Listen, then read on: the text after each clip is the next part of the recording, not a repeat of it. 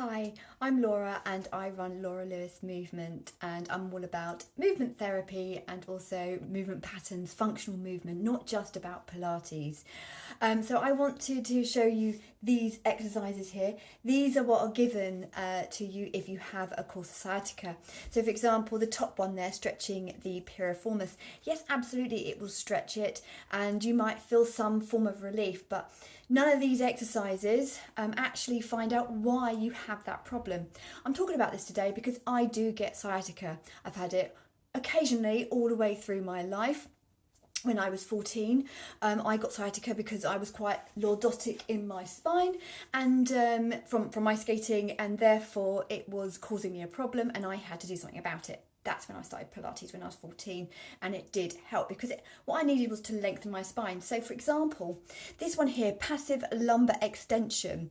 This always interests me why they use the word extension, because actually when you are in this position with that curvature of the spine there, you're actually shortening the discs at the back. So it's not really an extension, you're more like shortening it, which is quite interesting to me.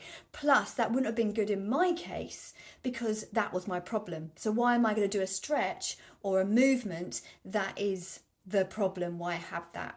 Now, and recently, once I solved that issue of being lordotic, recently it was after and during pregnancy, that came as well.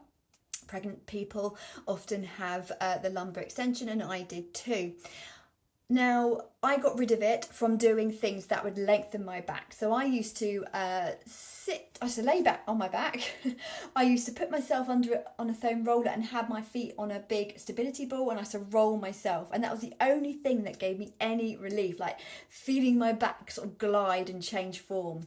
Now, I wanted to talk about this a lot today because I had sciatica recently and I kept thinking to myself, why have I got sciatica? And it's because I had a rotation in my hip, so my hip was back. So I kept on resetting myself. Okay, I didn't do any of this. I did something called arcing that was designed for just me, but I'm lucky enough to sort of be able to deal with that and be able to change that arc to be able to bring that hip back. Then I started thinking to myself, well, okay, my hip keeps going back. I'm just resetting myself. Okay, I can take my pain away, but what can I do to actually stop it completely? So I had to look at what had changed in my life recently. I got myself a new car. I got myself an automatic. Before that I was driving a manual. And then I realised that I was sitting kind of slumped, my hip was over, I didn't know what to do with my left leg.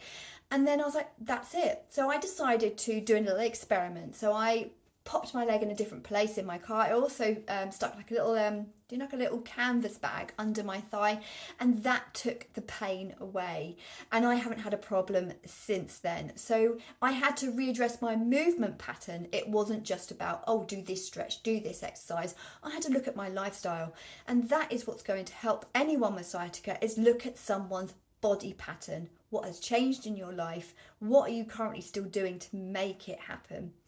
And that's what takes me to the next section of this video. But hopefully you found this interesting in this video.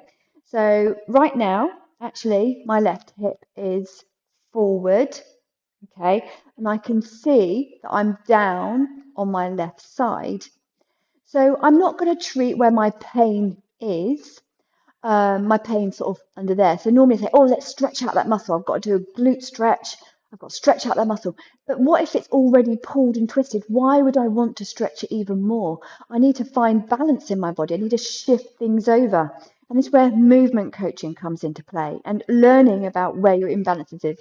And the only way we can do that is looking at ourselves and learning to feel. So for example, so I've changed already. Right.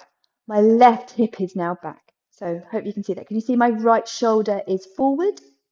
Okay. And I'm short down this side. I'm going to show you from the side. Okay. So again, you see that? My right shoulder is forward, and you can't really see my left side at all. Okay. Whereas if I turn this way, you can probably see more of my right side. Okay, so I'm twisted. I'm twisted. I've just got out of the car. Yeah, so obviously it's exaggerated. I've also just got an automatic. So maybe that is why my sciatica has come back after 5 years. But this is what I'm going to do. Because my left hip is back and my right shoulder is forward, I'm actually going to do a small movement called arcing. I'm actually going to rotate very smallly, very short distance, to my right side. So my left shoulder comes back a little bit. I just tipped my head there as well and I have a soft knee. I'm then going to push away the floor to go back to my left. So I'm going to push away the floor so I gain height and extension to come back to my left. Breathing in. Good. Okay. And now that hip is more level, but my shoulder is now more back and I can still feel this twist. So I'm now going to do a very smaller version. I'm actually going to tip that left shoulder forward a little bit. I'm going to again push.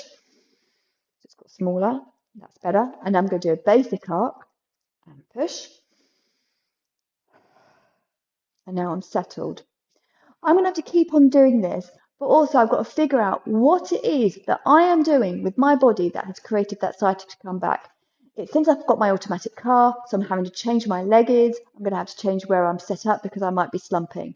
And I'm pretty sure that's what it is. Thank you for watching. If you found that this helped you today, then I would love to hear about it. But let's start looking at ourselves and learning about our imbalances, not about just treating the symptoms. Thank you.